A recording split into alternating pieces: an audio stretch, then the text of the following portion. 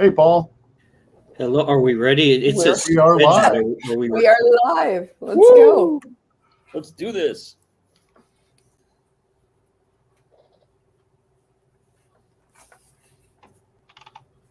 Are we live yet? We are live. Let's go. We're live. Oh, this says scheduled. It doesn't say live on my end. Oh. It says scheduled for all of us, 33 seconds in. Mhm. All right. Well, that slight technical difficulty there, but I'm Paul. Welcome to this episode of the Marketing Guides for Small Businesses podcast, and I'm joined by Ian, Ken, Dan, and Jen, and we're doing a little bit of a dive here into there's a lot of things going on right now. Google core algorithm updates, quality content, bad content, thin content, backlinks, bad links, broken links, and there's a lot of information out there. A lot of it is outdated. If you can do a Google search on things related to SEO, and you'll come up with things that 3 years ago may have been valid, but they're no longer valid. Google makes changes on a daily basis, most minor, but some major, which is one that just rolled out, which brought us to this topic, and it's hard to keep up. So with all that being said, let's get started. And Ian, I'm going to start with you. Google just rolled out a major core update. So can you explain what that is and what have you seen or heard about its effects? Yeah, so just to kind of take a step back, Google usually Google doesn't tell us what they're doing as an industry, and so as an SEO industry, as those who watch these things from marketing side, we're always trying to determine what Google's done. Sometimes Google gives brief hints. Sometimes they give us here's the big things that are going to be happening, but not truly the effects. And so algorithmic changes are really where they're tinkering with the back end of Google search in order to make their searches better, more relevant. And it's always, well, for the most part anyways, it's usually focused on the end user. So what the experience of the user who's searching for things, the results they're getting, and how that affects them, because Google wants to be the best search engine out there. So that's kind of the purpose of algorithm changes, just to, bring it down to the 101 level. When we talk about core changes, these are usually significant changes to the algorithm, and the result of those is usually some big fluctuations to website ranking results. It might affect your traffic to your website, organic traffic to your website. And so as an industry, we watch what happens and we try to gauge, okay, is this affecting my site? Is it affecting my mine and my clients' rankings? And usually there's kind of a cooling off period after any of these changes take effect, because usually they're not overnight. Usually there are fluctuations when these things happen. And so the very best thing, just like kind of watching a big wave off an ocean liner come in, you kind of just point your boat towards the wave and you ride it out. And then once it's passed, you gauge, have we risen in rankings? Have we lowered? What's happened? One of the other things I should mention is Google's also launched another type of update, and it's really focused on page experience and user experience on your pages. And this is really important because Google wants to make sure that, as far as relevance goes and user experience goes, page speed is really important. How, there's different elements that, especially if you go to some, I would call them less savory sites, but sites where they're really heavy on advertising and they're trying to get you to click on ads and the site moves around. I think everybody's experienced that, where you go to click on the next button because you want to get to the next part of the article and it jumps and you click on the ad and you're like, no, I didn't want the ad. And so Google's trying to actually weed those things out a bit, because they see page experience and user experience as part of the quality of clicks they send you to. And so that's something that Google has just launched, and that's really important as well. Yeah, that what you just said, that goes back to content shift, and it's part of the core web vitals, which we don't have time to go into now. That could probably be its own topic, but Ken, John Mueller, I think it was him, could have been Gary Illis, but it said one time that Google doesn't rank websites, they rank web pages. And I think that's important for people to understand, because people they do a search, they find their business on Google, and they think that's their website. I mean, can you explain that a little bit? Well, yeah, it's easy for all of us. And, I mean, we usually talk about SEO. We talk about, getting a website to rank, right? Or does my website rank if you're, looking for help or things like that.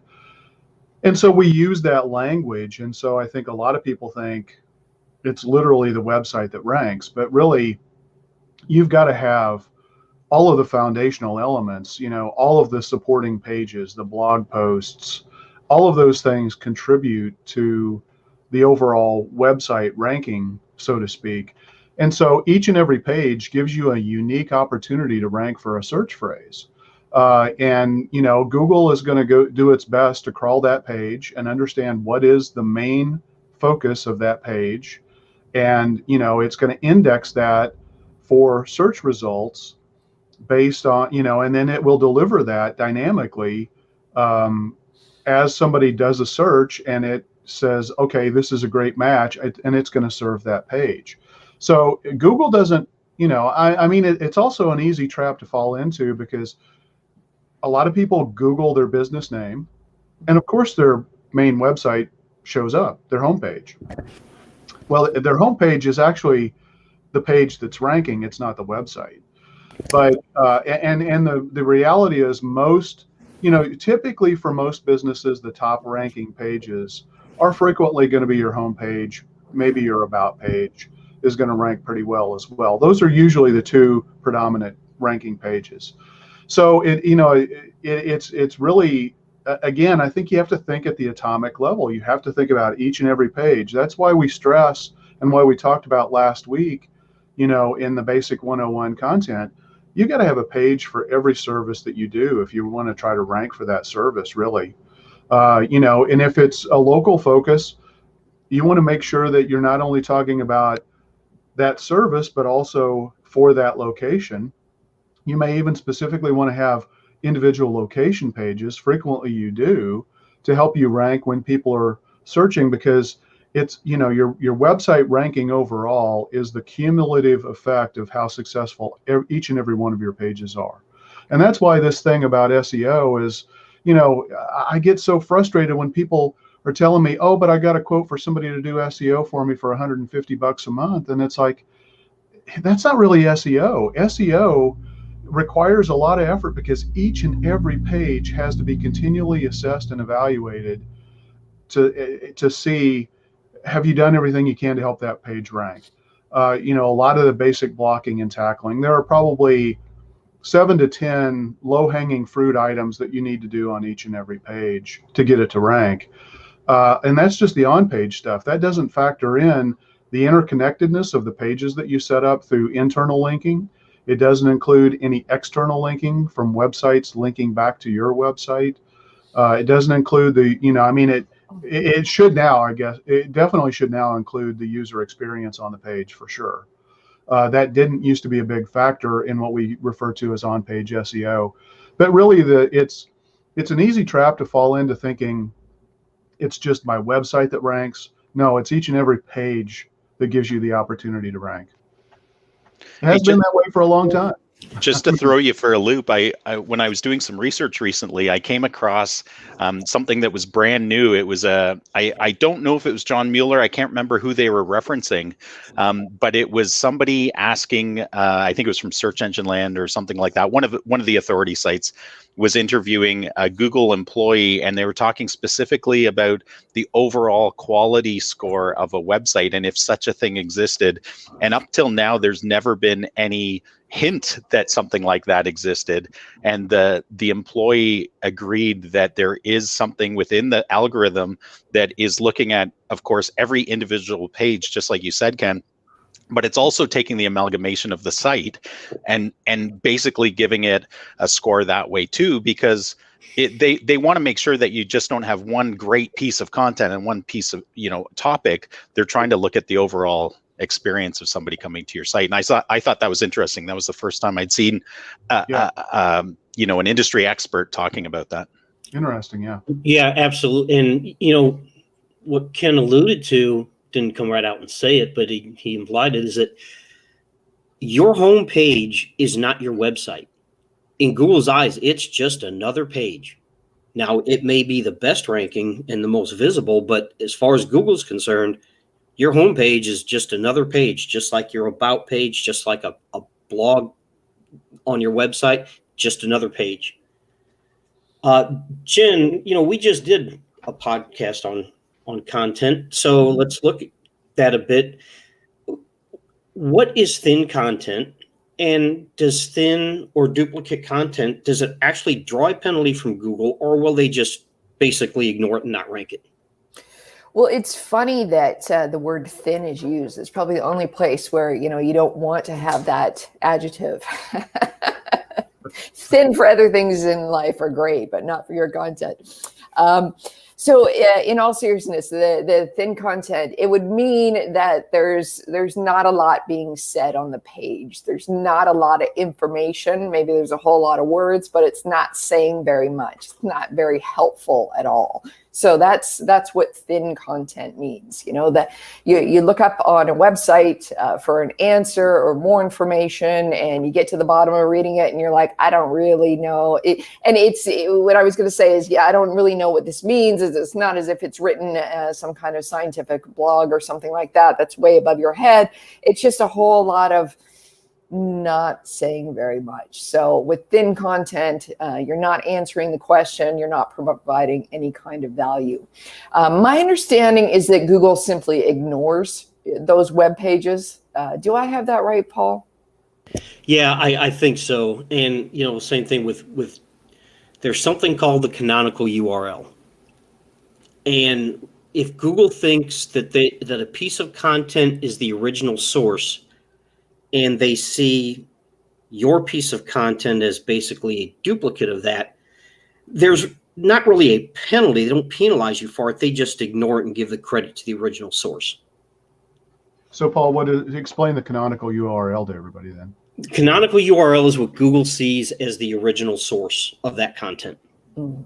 Yeah. So let's say, me and Jen do an almost exact piece of content, but Jen posted it first.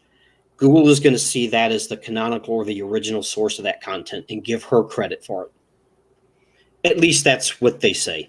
That's what they say. But what does first mean? Does my stuff have to get out there a week ahead of yours or an hour ahead? Well, it also comes back to authority, expertise, authority, and trust, and how it. Now, if Google thinks that I am more of an authority on a topic than you or my website, they may give the credit to me. I remember I was in a forum a while back, and it was kind of funny. Someone was talking about duplicate content and people stealing content, and someone said, what do I do about this? And someone responded, facetiously, obviously, saying, make mirrors of your website because Google loves duplicate content. They love to rank it. And, it was kind of funny, but their algorithm is not perfect. And, we cannot control Google. And sometimes, yes, you may have a better piece of content and someone with a crappy piece of content ranks higher because for some reason, that's what Google's algorithm did. It's not fair, but neither is life. Yeah. Also, in terms of the thin content, I mean, frequently when you're looking at, doing SEO analysis, it's very common that if a page has less than 300 words, it's going to be flagged in that tool as being thin content.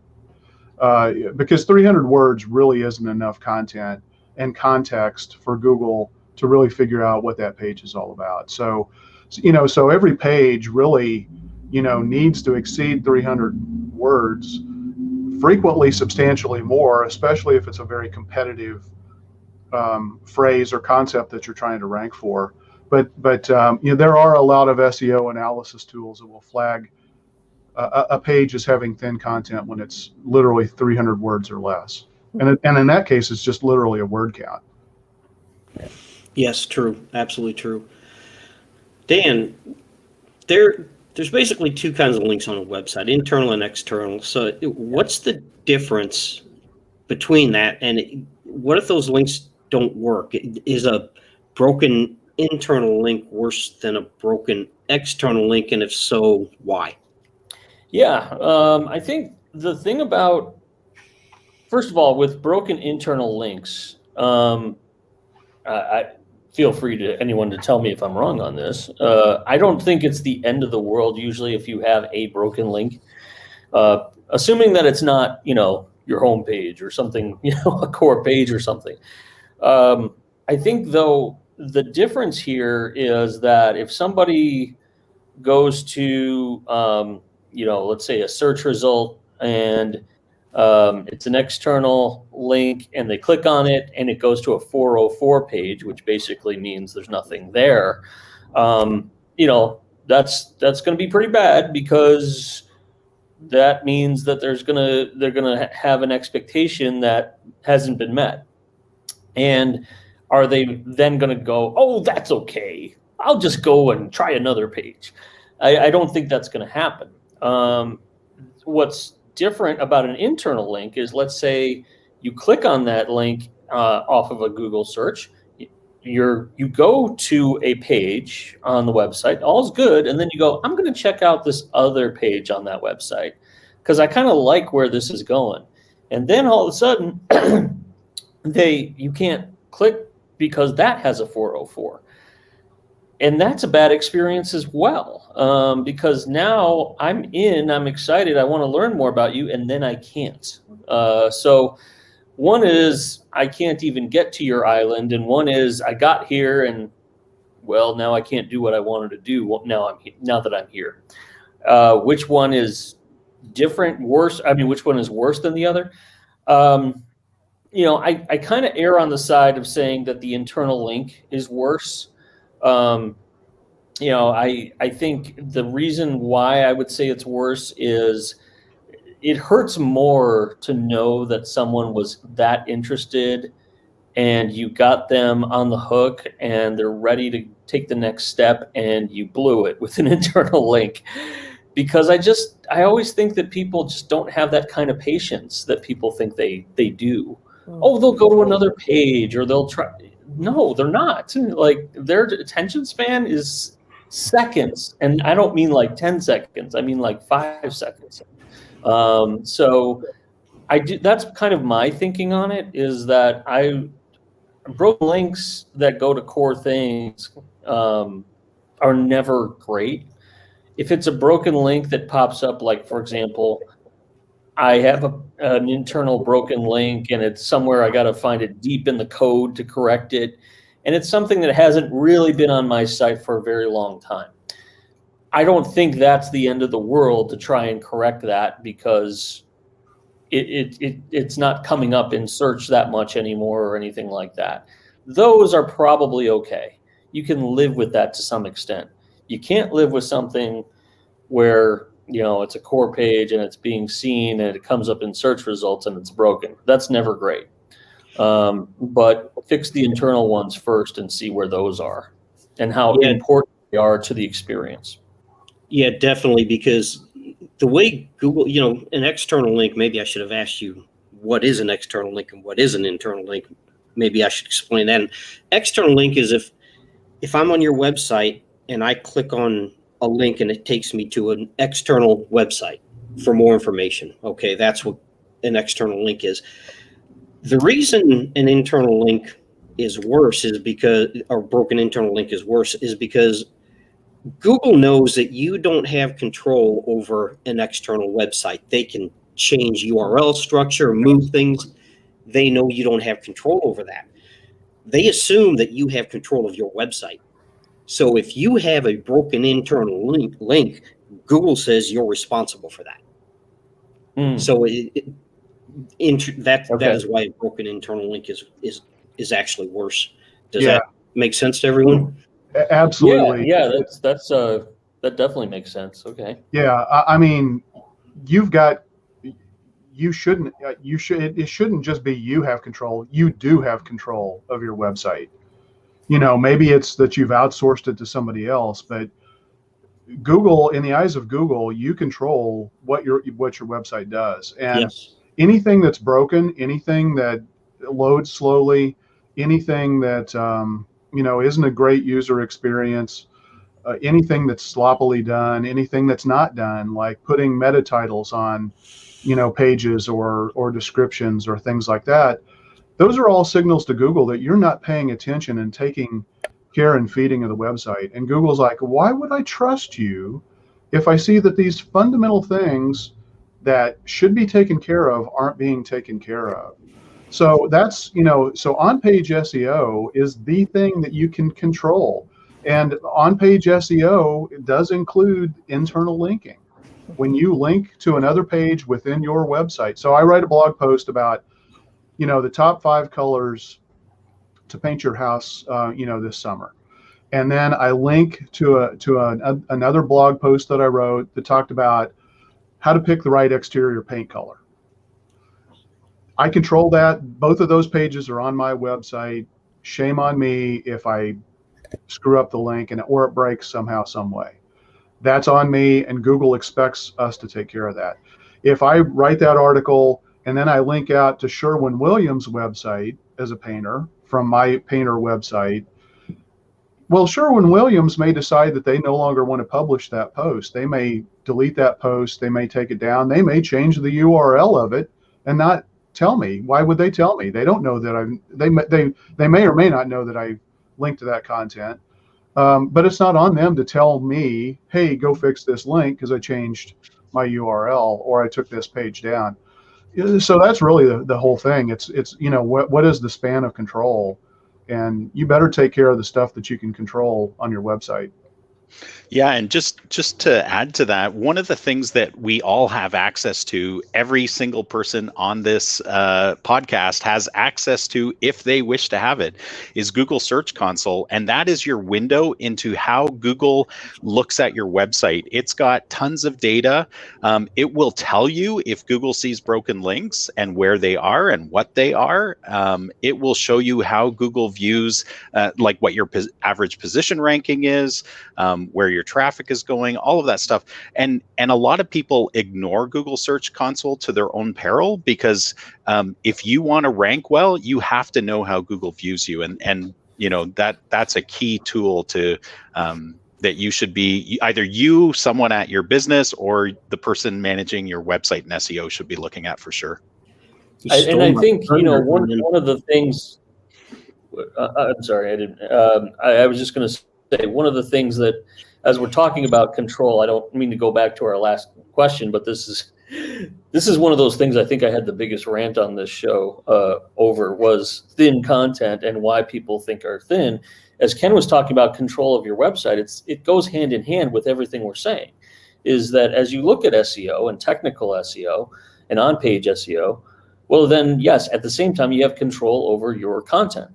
And get your head around the idea that 300 words is not a lot of content in the eyes of Google.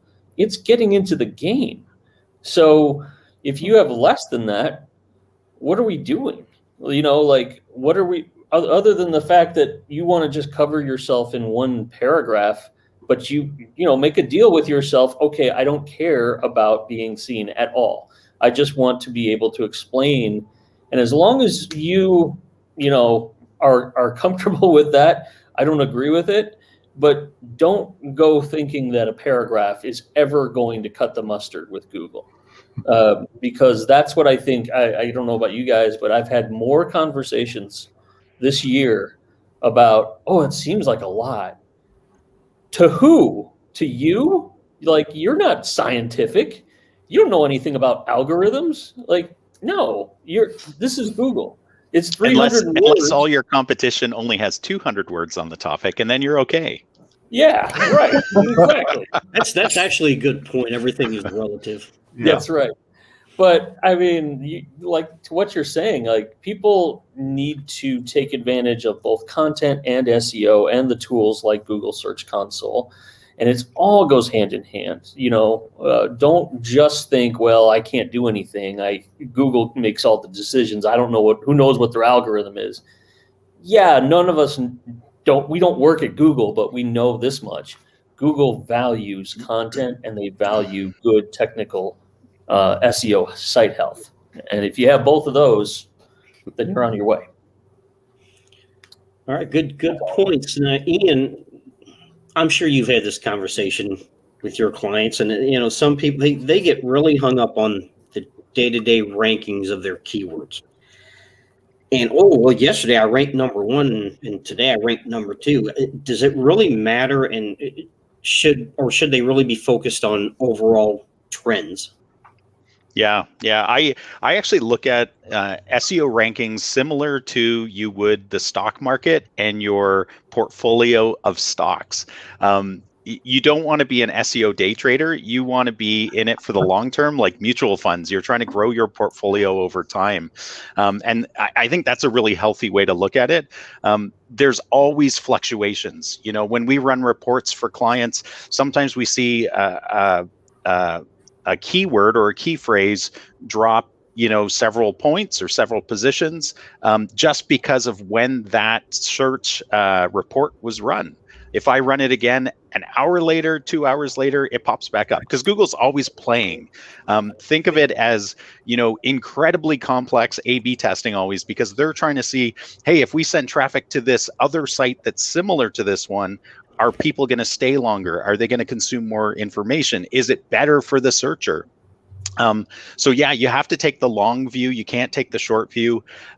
Obviously, I think a month trend report is actually a really healthy approach because it actually not only kind of steadies out what's happened during that month, but it also allows you to do comparative reporting between, June of 2021 versus June of 2020, because one of the other things I also see is that, and this isn't related to ranking, it's related to organic traffic, which is another key SEO metric that most businesses watch, and organic traffic can fluctuate according to seasonality for the business. So you also want to be kind of taking out that seasonality aspect and comparing the same month over the same month of the previous year, except, COVID last year really messed things up, but it's making metrics look really good right now for a lot of businesses. But I would say take the long approach.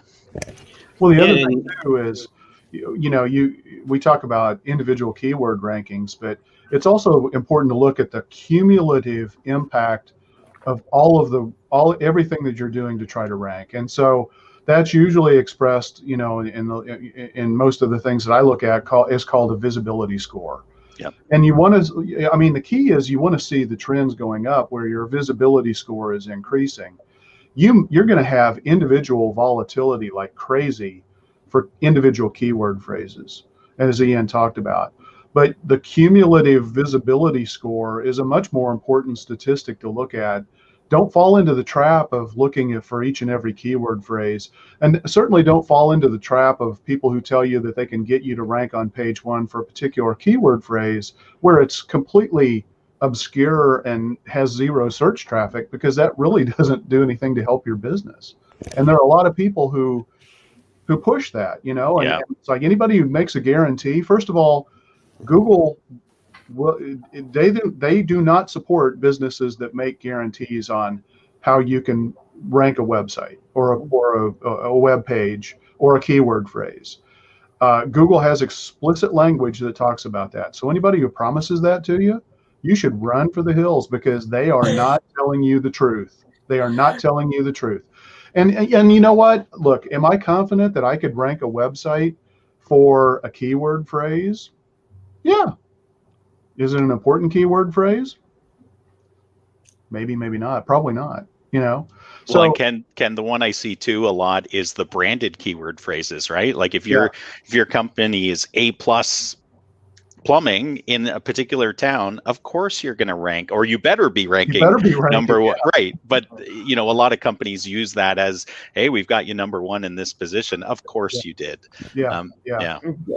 But I also think, I have a friend of mine, and every time we get together for lunch, there hasn't been a time where he hasn't brought up semantic SEO, where he goes, Dan, people get so hung up on these rankings for keywords and things like that, and they don't think about the way people actually talk.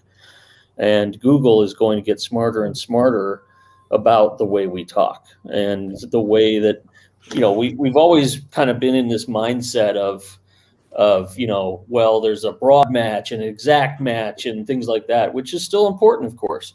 But I think we're going to have a time, if we're not kind of there in a sense of Google being able to say, yeah, I get where you're going with that. I think that's the next sort of evolution is keywords are going to be important, but I think Google will put 2 and 2 together of where you're going a lot better than where it's ever been before. And, so they're already doing that, Yeah, and they're also making a big move towards voice search, which is a whole nother topic. But yes, they are looking at, it's less about an individual keyword and more about the context in which that is used, and the intent. And they're already doing that. And the other thing, going back to what Ken and Ian were saying, is that with Search Console and rankings now, we live in a mobile world, and you can do a search on your phone, walk 2 blocks down the road, and get a completely different result, depending on what you're searching for, because they're using your geographic location to deliver local search results. And but Ken, a little bit about keyword stuffing here. There was a time people would use the footer, the bottom section, usually their homepage, to list like every area they served, every service they offered, but it didn't actually link to any meaningful content. And they were basically, we now call keyword stuffing. Back then it wasn't that, because the Google algorithm wasn't that sophisticated. But what should they be doing instead of that? Because there's still websites that do that. Oh yeah. I mean, that may have worked back in 2003, but as Dan talked about, and as we, everything we've talked about today tells you why you shouldn't be doing that. You've got to have it. Thin content is one reason, and so even though you stuff a bunch of keywords and hide them, in this footer, so that the text is actually the same color as the color of the website, so that you don't even the visitor doesn't even see it, which Google will penalize you for. Yeah, Google knows that trick. Yeah. So it's just meaningless content from an SEO perspective. Now, it might be valuable content for your website visitor. It may be important for you to tell them, these are the 10 cities that we work in. That's good information. If you don't link those out, but don't stuff. I mean, don't put 200 in. Paul and I are in St. Louis. In St. Louis County alone, I think there are probably 50 little municipalities, maybe even more than that. It's insane. And some of these are 300 people, populations. Some of them are 24,000. It's just crazy. Well, it's common, still in St. Louis to see that people list each and every one of those. I remember HubSpot back in the early days, and this was back even in 2010 or 11 probably, they used to give you a tool that would generate all of the locations for you that you could put onto your website, just in that, so that you would have every city, every zip code, whatever you wanted to put on your website. There were tools around that did that for you. What's really much better practice is to create a page for each and every location that you serve from an SEO perspective.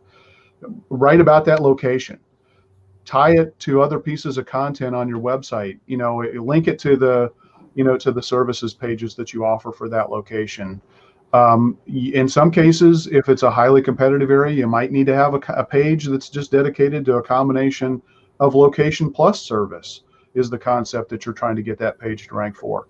In other cases, it may be just enough to have a location page that you write about a particular location, and then a service page, and you don't need that bridge piece of content.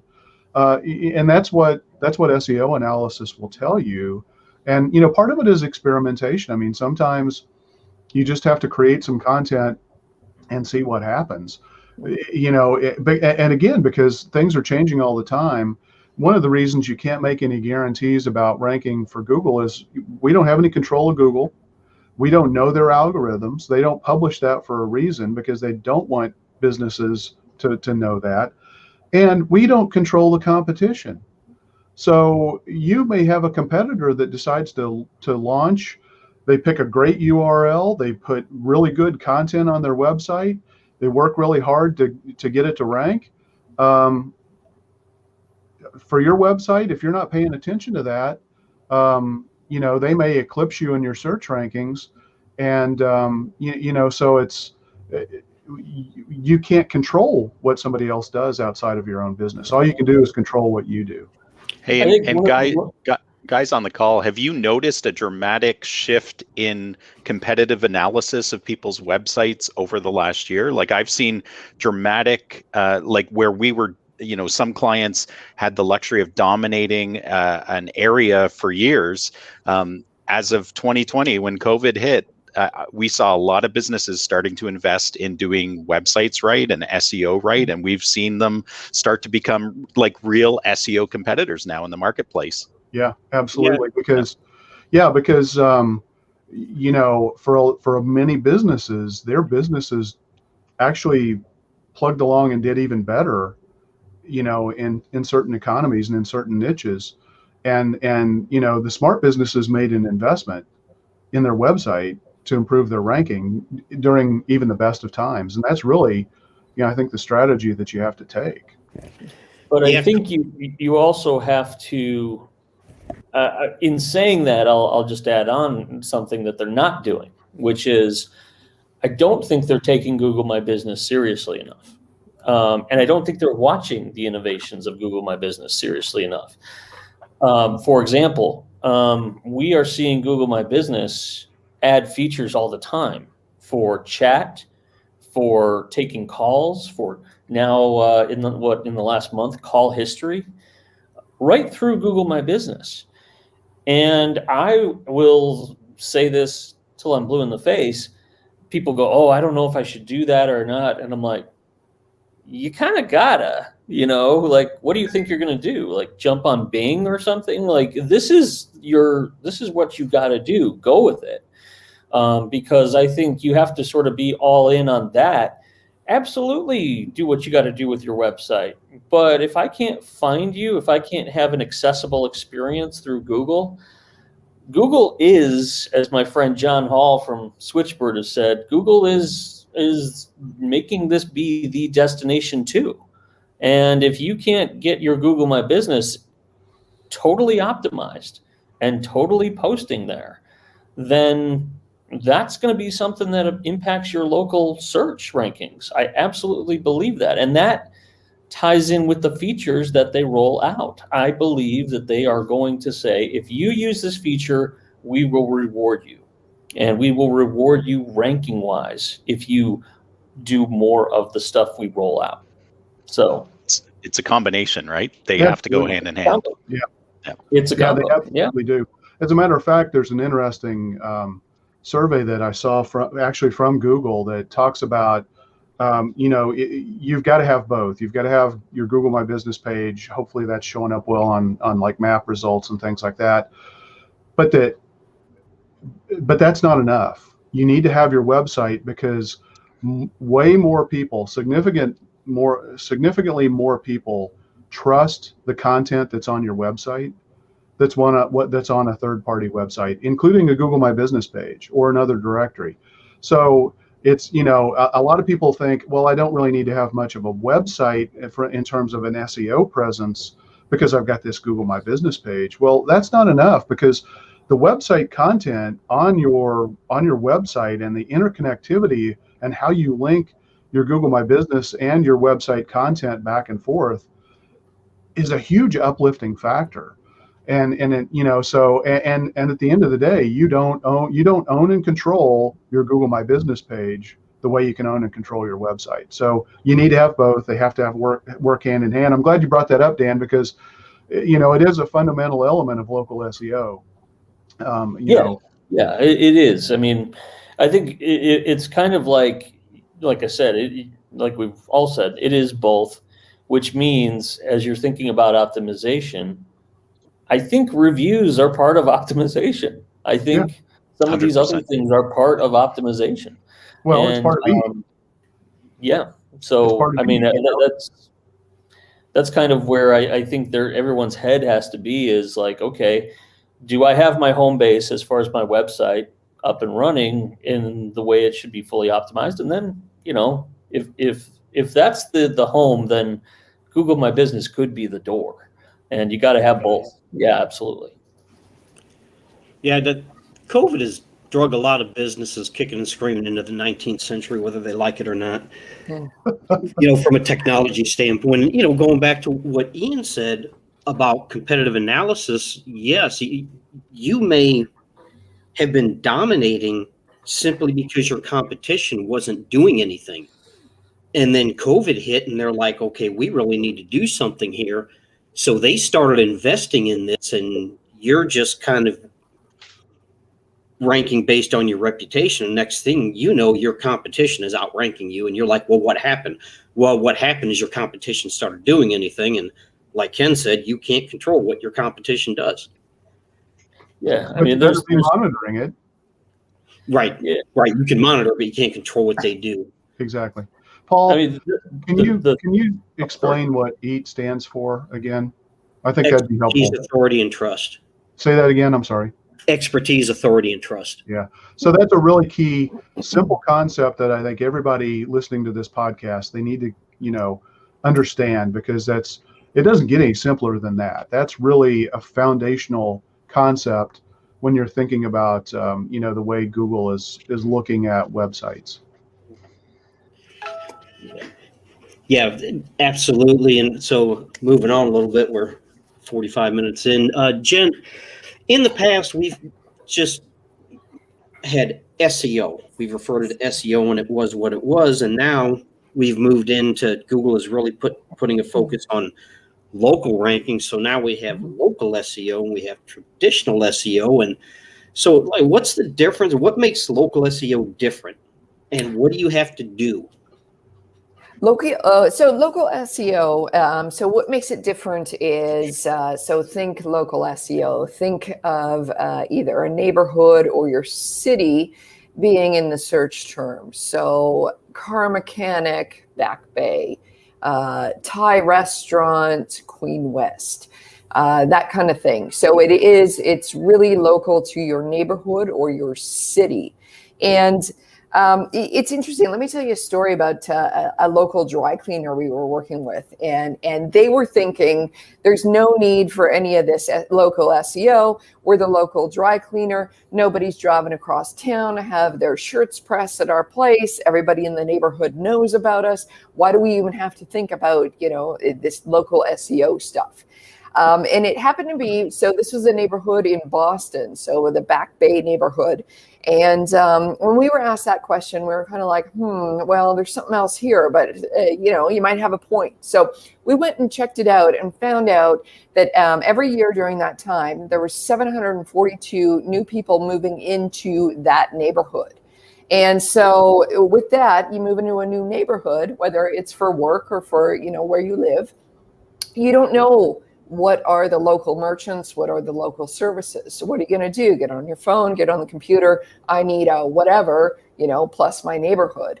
And so with that kind of research that we did, we were able to convince them, not everybody knows that you're here. And this is how you're going to show up for the folks that are looking for your service in your local area. So that's local SEO as opposed to national SEO, and it's really important because folks are looking for that kind of product or service, and they're not traveling across town. They're not traveling across the country to get that product or service from you. Yeah, and it also ties into your GMB, which is all about local. Google My Business. There you go. Yep. There you go. And just because not everybody knows this, but sometimes a local business can easily outrank a national business for the same product or service because you have that local entity there, whereas a national or international business is actually trying to rank for multitudes of neighborhoods. And so sometimes there are some very quick ways to help a local business rank higher quickly against national competitors. See, Yeah, including local mentioned content. that in the past. Including local content. Yes. Yep. Definitely. Dan, Google is making this move to mobile first indexing, and can you explain what that means? And I mean, not just from a dictionary perspective, what does it mean, but what does it mean for a local business and their website and how they should look at strategy and going about content and their website? Yeah. Well, this is a thing that you will pick up about 100 times today. And when you're not picking that up, you're going to pick up one of these. And that will be about the 120 times that you don't think you look at that.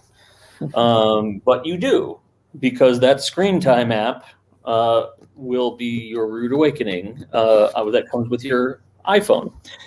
And what it says to me is that you need to design and optimize your site for the mobile experience for people who use this. And and obviously you need to have it for desktop and for tablet. But I believe that when you are thinking this first, then you will be communicating to people who are going to go find your site through that mechanism first. And I think Google has finally recognized that as well. Now, the interesting thing is sometimes I'll go to certain people's sites and they still are going there through desktop. The visitors are going there through desktop, go figure.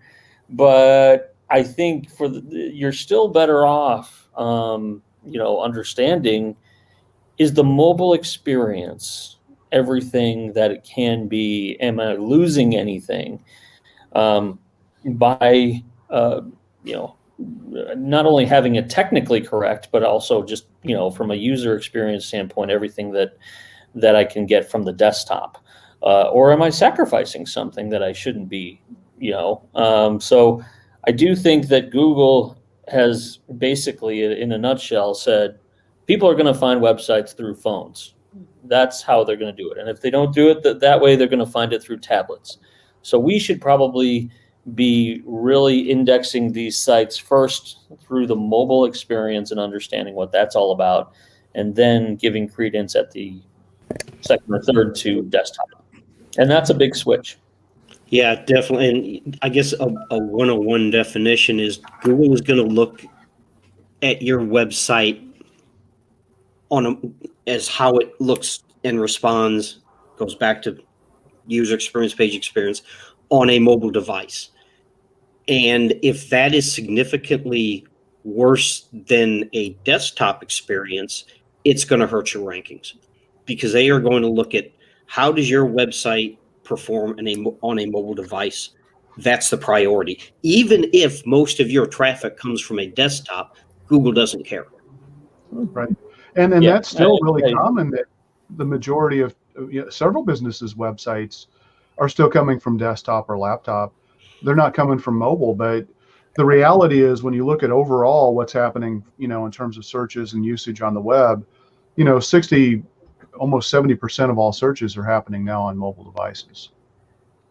Yeah, and this is where Google Search Console is really helpful too. If you've registered your website on there, it will have actually told you if and when it changed the algorithm to mobile first ranking. For many websites, that happened a few years ago, but you still occasionally see those notifications from Google that they've now switched your algorithm.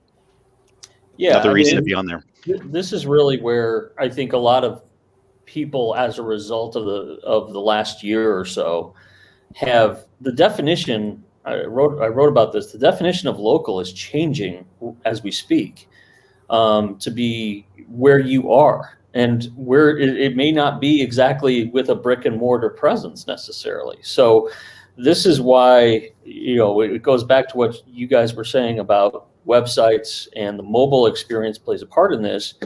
Is as long as your website and mobile experience is everything it can be in every way, technical and user experience, then if you picked up and left South Carolina and right now you're in Sedona, but that's where you happen to do your business, then that's going to be the thing that you want to value a great deal. And yeah, for now, that's where you are locally, but the rest of the world just needs to understand what the services are that you bring from a great website and mobile experience perspective. And then you can worry about, should I do a service area instead of saying I'm in this town, So that's how important this is going to become. Yeah, definitely. And, Ian has brought up Search Console a couple of times. And I think what's important to understand is chances are Google has crawled your website, and Search Console is there. It's not like Google Analytics where you have to put a tracking script on your website to get data. It's there. You just have to verify your domain. You can have a website for 5 years, and today you go into Search Console, you verify your domain, and you can go back and see historical data because Google has already crawled your website. You just never verified your domain and had access to it. So it is a good source of data. It's not always as accurate as some other things, but it is a good source of data. So Paul, talking about having Google crawl your website, are there things that you can do to force that, make it happen in a more reliable, predictable way? Yeah, you can submit a sitemap, which is absolutely critical. And if you matter of fact, if you update pieces of content, you should actually resubmit your sitemap and let Google know, because yes, they will at some point in time crawl your website and see it. But if you update some pieces, especially if it's cornerstone or major content, then you want to let Google know so you can resubmit that sitemap and tell Google, hey, I made some changes to some content here. Go crawl it and look at it. And you can force them to crawl it sooner than they normally would. Yep. But this is probably a good place to wrap it up. I mean, that this is a huge topic. We could probably do several episodes on things like this. But I'd like to thank everyone for tuning in, and see everyone next week.